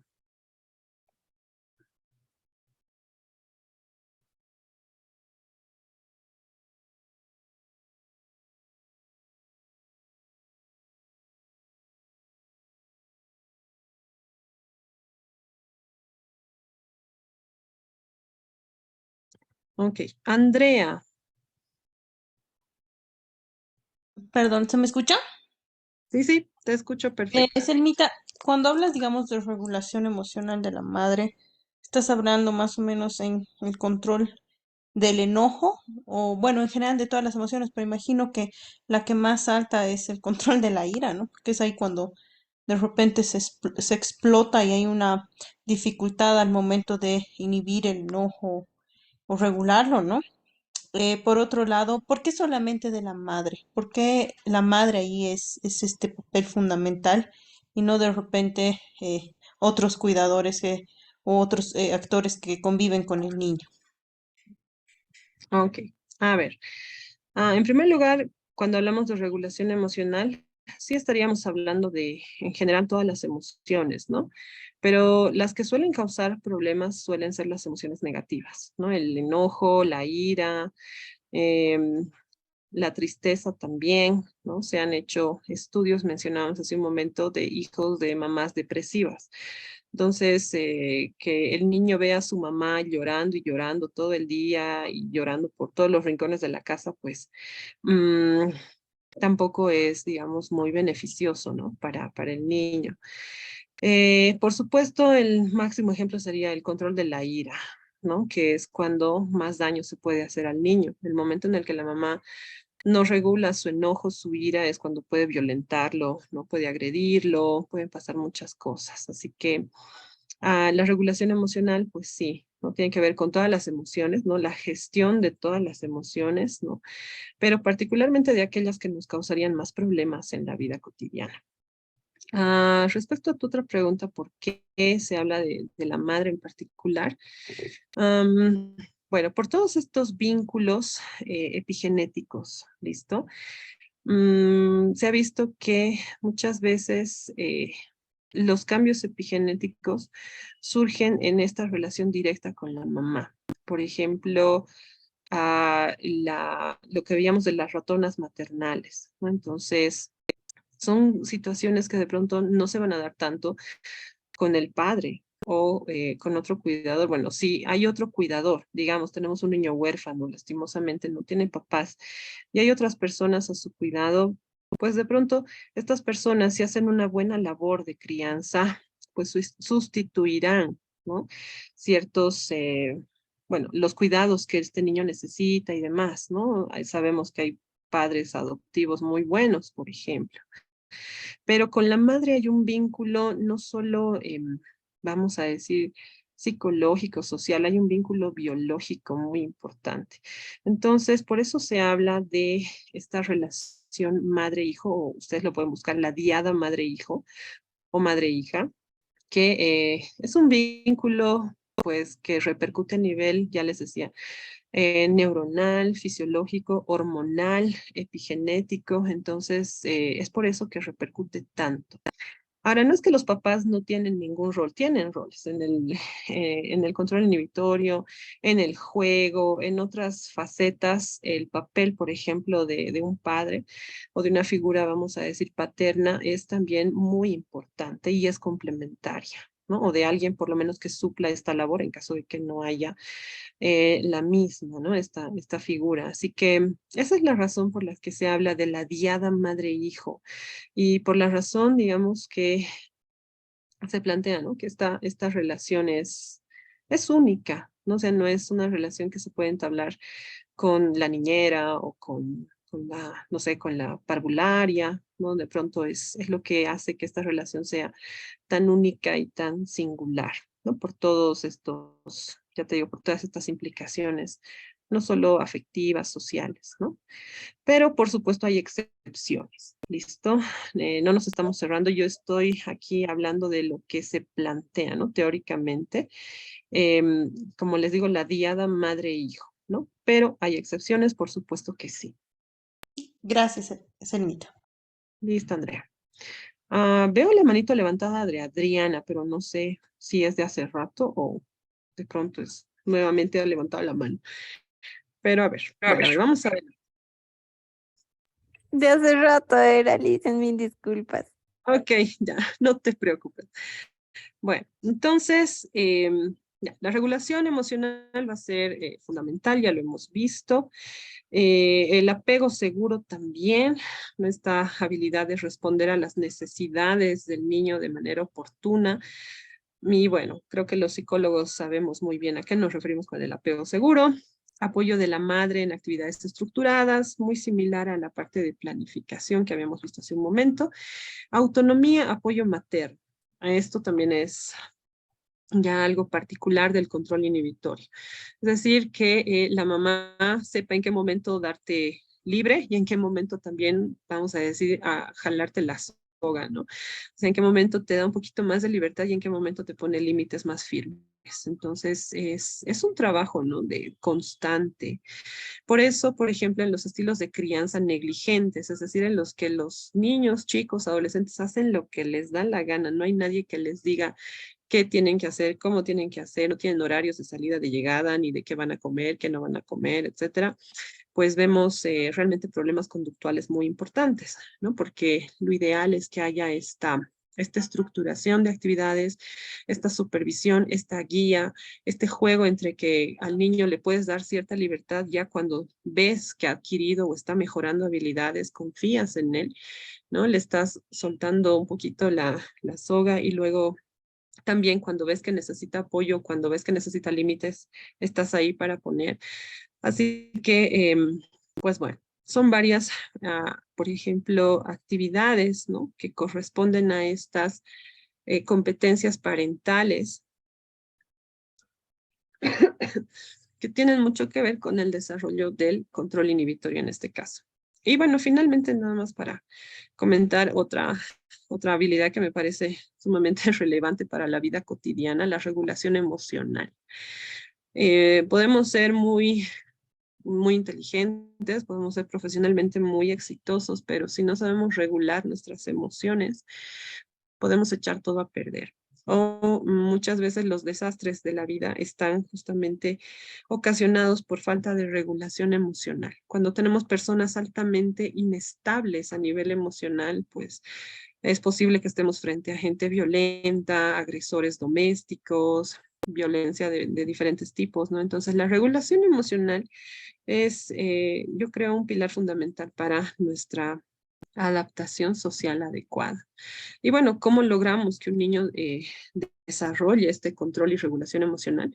Sí, tiene un lóbulo frontal, este lóbulo frontal va a crecer, obviamente vamos a ir adquiriendo estabilidad, pero la calidad de esta regulación emocional va a depender de factores ambientales, como ser, por ejemplo, la adecuada estructura familiar, que se le pongan límites a esta persona y también se le ofrezca protección.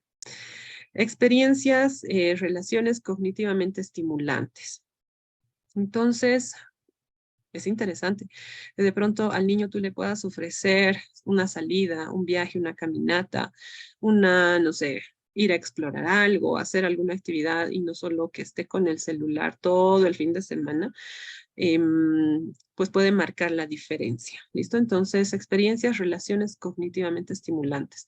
Es por eso que sí está bien, por ejemplo, que los niños tengan amigos de sus edades, pero si tienes un niño que puede charlar con un adulto, esto es estimulante, ¿no? Es cognitivamente estimulante, porque el adulto le puede hacer preguntas tal vez más elaboradas, el adulto le puede plantear temas distintos, entonces ahí está la relevancia de que el niño no solo pues juegue con otros niños de su edad, sino que se relacione en este caso con los adultos que lo cuidan, porque eso tiene que ver con estas relaciones cognitivamente estimulantes y por supuesto experiencias que se le puede brindar.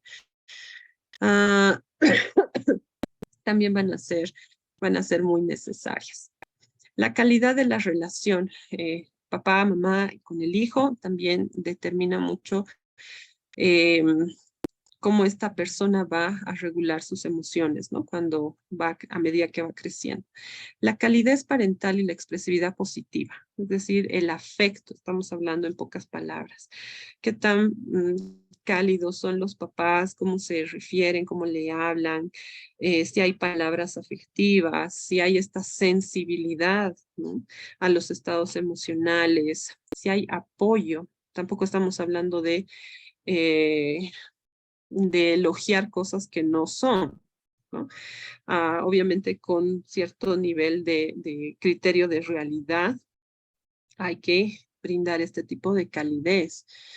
Eso no significa ser permisivos, no significa ser padres que no ponen límites, no, o sea, se ponen límites, pero con calidez, con apoyo, se expresa afecto.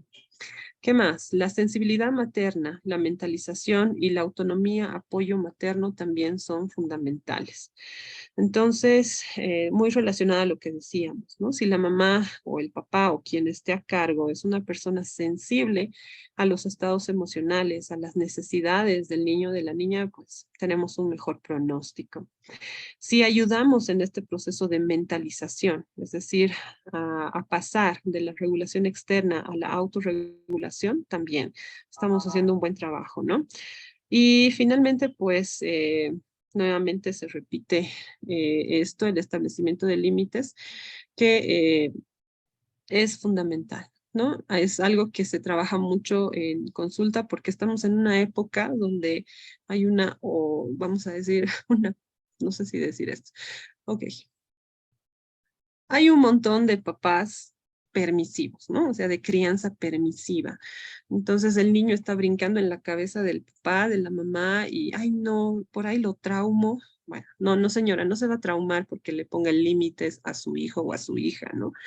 Así que como psicólogo eso es muy importante, hablar claro de estos temas con los papás. Siempre que las cosas se digan con respeto, con calidez, se digan con cariño, con control emocional, el niño pues puede aprender de eso. Si vas a poner límites a través de la violencia, obviamente no va a dar ningún resultado positivo. Estamos hablando en ese caso de una crianza coercitiva, ¿no? O sea, o haces lo que yo digo o aquí algo te va a pasar, ¿no? No, no estamos hablando de eso. Estamos hablando de establecer límites, pero con todos estos componentes. Así que de esta manera, por ejemplo, el niño puede adquirir estas habilidades de control y de regulación emocional. Así que no es simplemente que su lóbulo frontal va a madurar y un buen día va a regular sus emociones porque sí.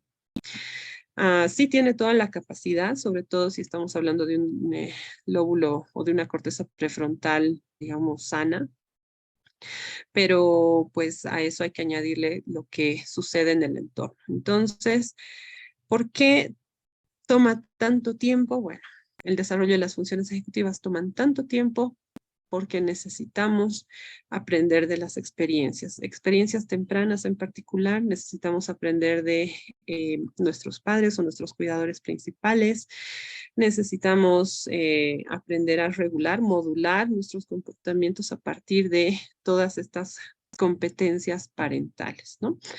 Así que Es muy importante esta relación con el ambiente y bueno, no se les olvida. Así que cuando hablamos de funciones ejecutivas, particularmente en la infancia, no solo es hablar de funciones que dependen del lóbulo frontal o de la corteza prefrontal, sino tal vez no profundizar, pero sí necesitamos considerar estos factores, ¿no? Entonces, un niño que vive en una situación desventajosa, un niño que sufre abuso, que es víctima de negligencia, de maltrato, es posible que tenga menores habilidades, por ejemplo, para resolver problemas, para regular sus emociones, ¿no? Que un niño que vive en un ambiente más estructurado o más pacífico.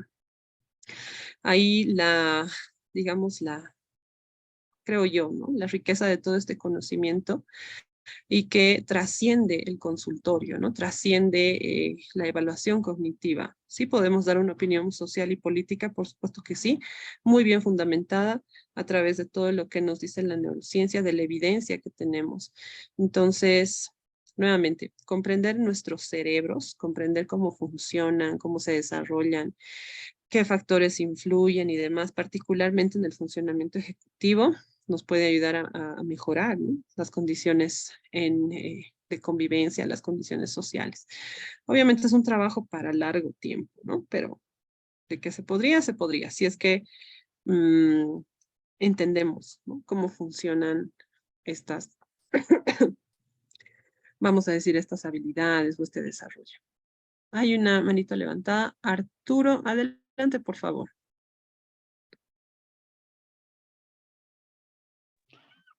Buenas noches, ¿cómo está, Magister? Una consulta. Dime. Hace un momento comentaba algo relacionado a esto. El caso de los niños con TDAH, ¿cuáles considera que serían las funciones ejecutivas a las que habría que darle mayor interés a trabajar con ellos, en todo caso, desde el hogar? Ya, ok. Muy bien, Arturo, gracias. Mira, justamente siguiendo estos trabajos, esta línea de investigación, hablando de los niños con TDAH, el abordaje no se enfoca en los problemas de atención, paradójicamente. El abordaje se enfoca en esto, control inhibitorio.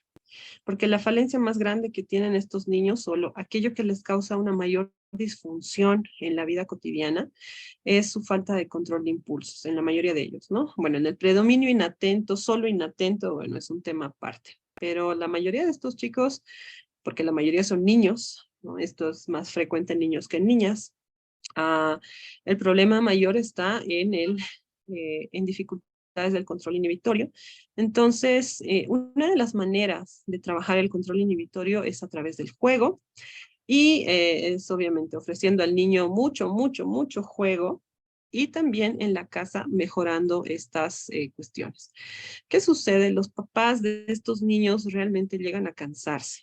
O sea, el síndrome del cuidador no solo le pasa a aquella señora o aquel señor que está cuidando a su mamá o a su papá con demencia.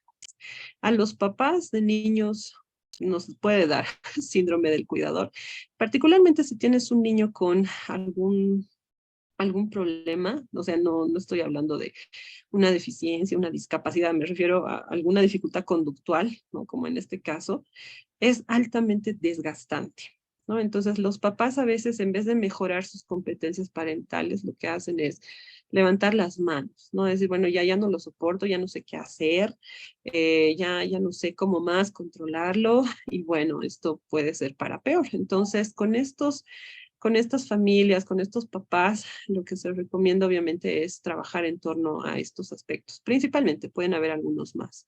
Entonces sí, por ejemplo, recomendar que se mejore la relación, escuchar al niño, interesarse genuinamente por las actividades del niño, pedirles a los papás que se organicen, que estructuren las actividades del niño en la casa, y a veces los papás tampoco saben hacerlo. Ahí entonces tal vez nosotros igual cumplimos una labor de andamiaje, ¿no? Nosotros también como profesionales les decimos, bueno, mire, puede organizar las actividades de su niño de esta manera, y el papá, la mamá aprenderá.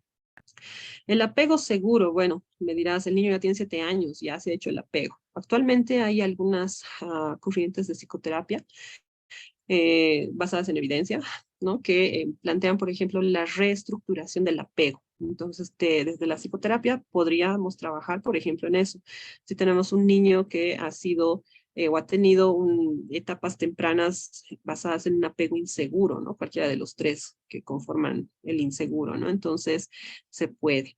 Así que el compromiso de los papás va a ser muy importante, ¿no? Particularmente en el caso de niños con TDAH o con otros problemas cognitivos. Y bueno, eso se puede hacer a partir de la familia, ¿no? Ya les digo, el control inhibitorio, ese es un hallazgo que me ha llamado mucho la atención, no mejora tanto si nosotros hacemos programas de estimulación de control inhibitorio. Va a mejorar más si el niño juega y la familia mejora sus competencias parentales. Entonces, se ve, ¿no? La diferencia y la relevancia, ¿no? De la familia y de la crianza. Eso, Arturo. Muchas gracias. Una consultita más será que le puedo realizar antes de ¿Ya? continuar. Dime. Relacionado al mismo tema para niños con TDAH, respecto a los que son con predominio inatento o predominio impulsivo, ¿hay algún dato demográfico sobre cuál se presenta con mayor frecuencia en consulta? Datos así como tal no lo tengo, pero el más frecuente es bueno, en mi experiencia clínica, tal vez el más frecuente porque es el más problemático, es el de predominio impulsivo, ¿no? Porque el inatento está tranquilo, o sea, en pocas palabras, no molesta a nadie, ¿no? Simplemente es un niño distraído.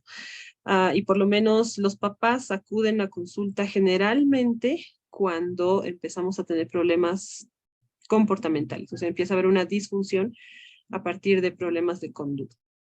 Así que muchas veces los inatentos pues sobrellevan sus problemas de inatención, es decir, logran muchas cosas. Académicamente pueden salir adelante, pero el que tiene problemas de control de impulsos es el que empieza a disfuncionar más, ¿no? En la escuela, o que tiene problemas con los compañeritos, que no hace caso, que no se queda quieto, no se queda callado. Entonces, es ahí donde hay más dificultades. Entonces, no sé si es que hay un predominio de los niños que son impulsivos, o es que a consulta llegan con más frecuencia los que son impulsivos antes que los inatentos.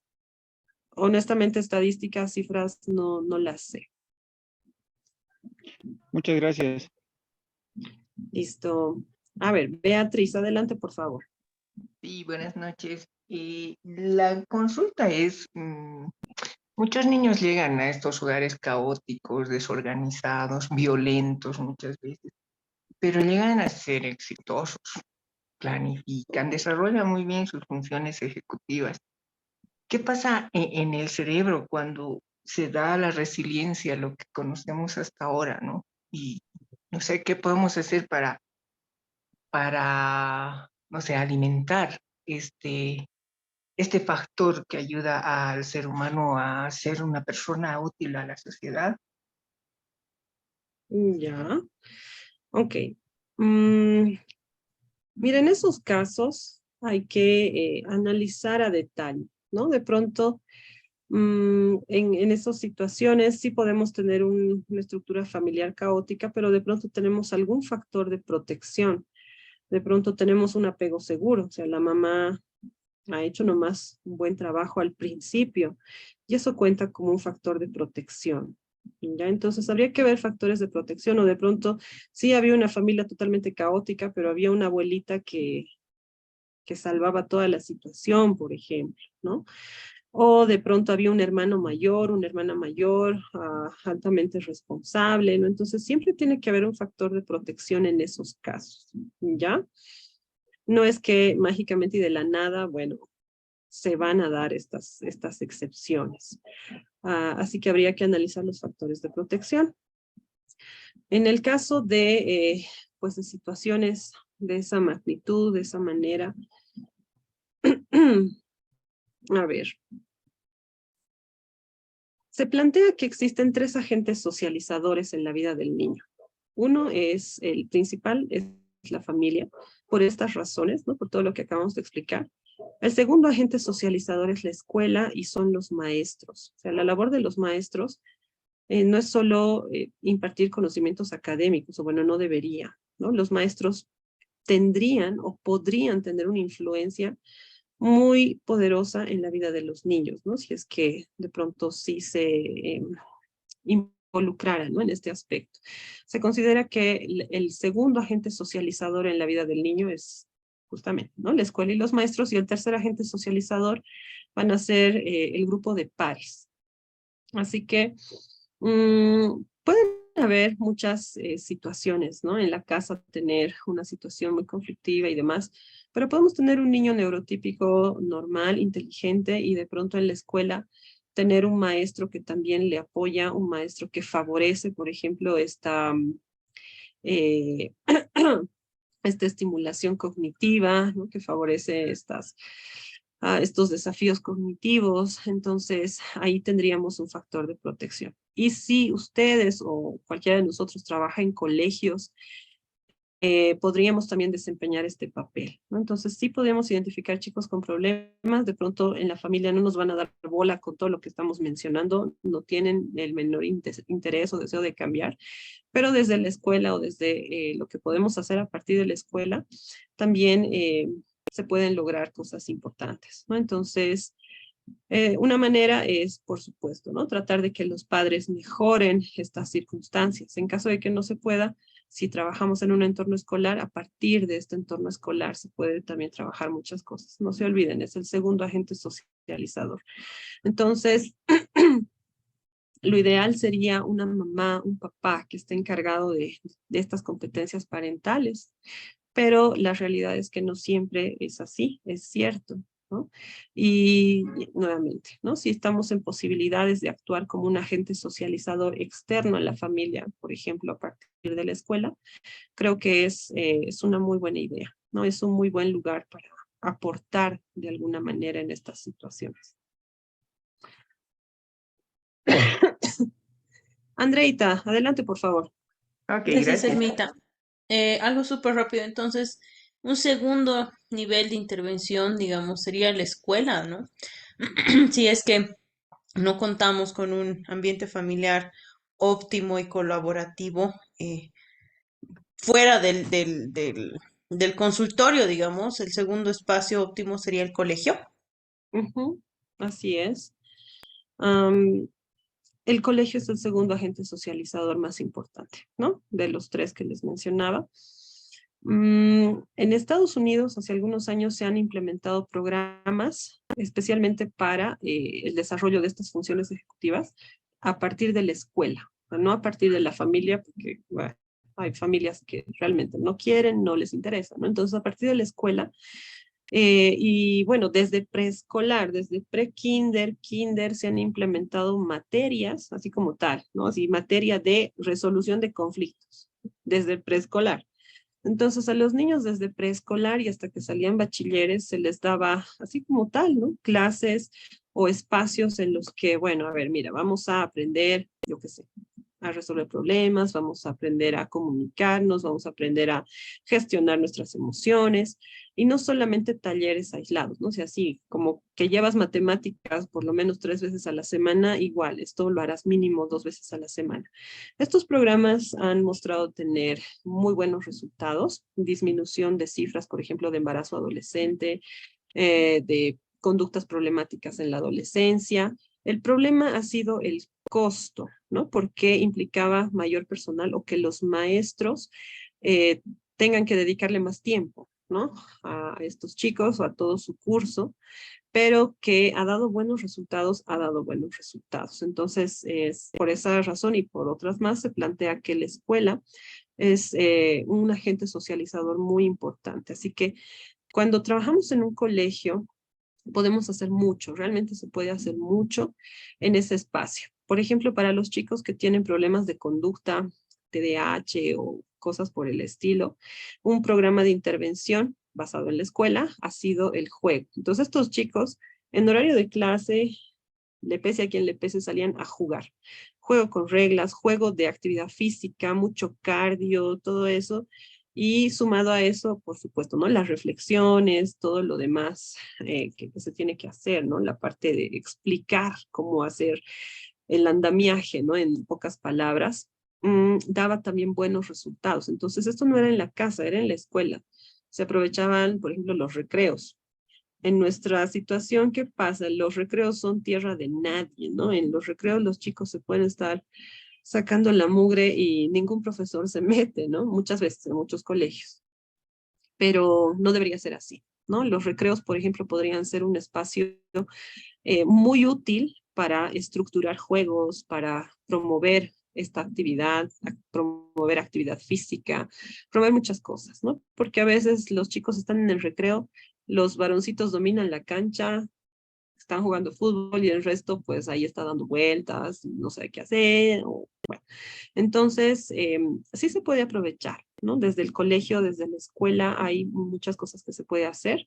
Por supuesto, no sustituye la labor, perdón, de la familia, pero sí puede resultar, puede ser un gran apoyo, ¿no? Puede ser un gran apoyo en todo este proceso. Y bueno, no hay que quedarse de brazos cruzados. Sí, están trabajando en colegios, realmente pueden hacer muchas cosas al respecto. ¿Listo?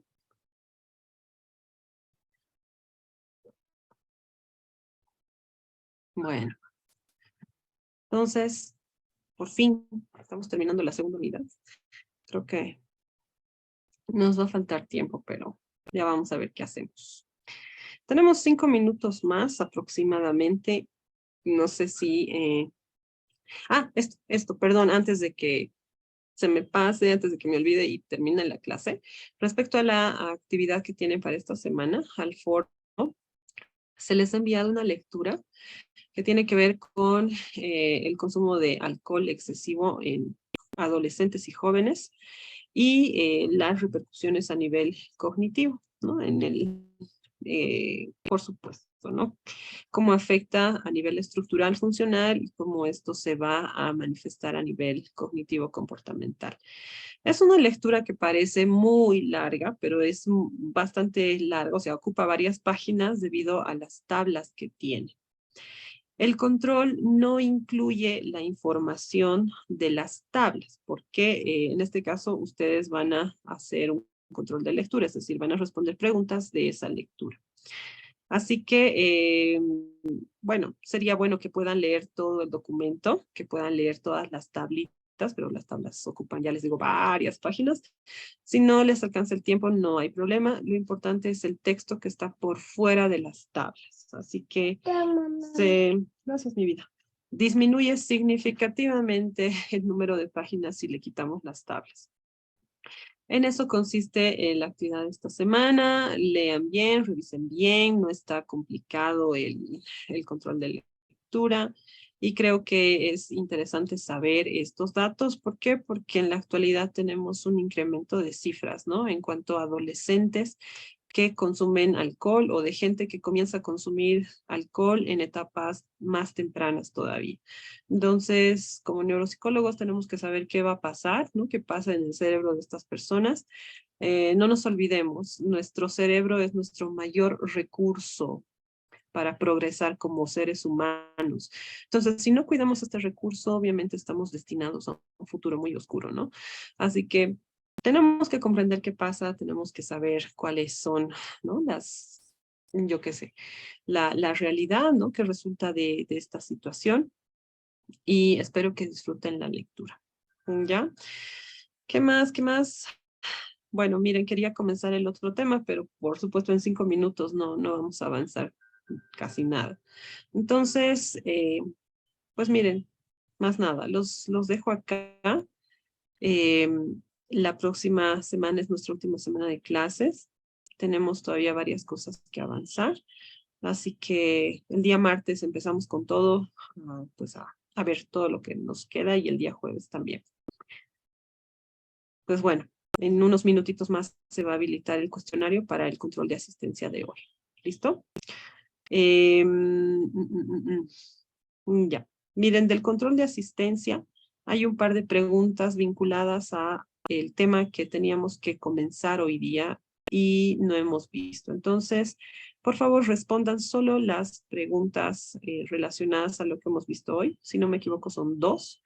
Y bueno, la calificación se va a estar modificando de acuerdo a estas 2 preguntas, ¿ya? No se preocupen por que no puedan contestar, digamos, las otras 2 preguntas. Así que nada más, eso más comentarles. Bueno, pues, que estén muy bien.